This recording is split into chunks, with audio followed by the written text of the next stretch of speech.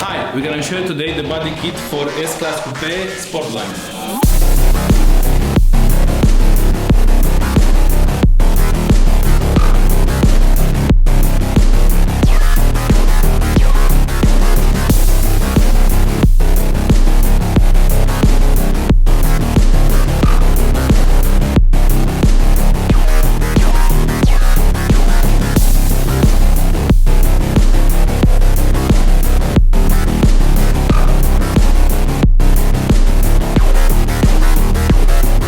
Let me show you here in the front. We have the side grills who looks amazing. They give you a sporty look and they improve the airflow to the engine.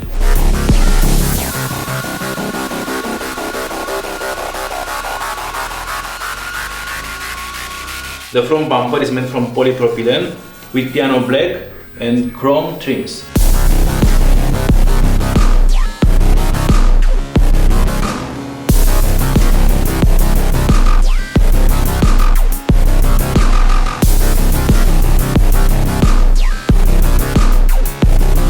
Here in the back we have this amazing rear diffuser which is all black with twin double exhaust muffler tips. Look here. Amazing, isn't it? Looks great.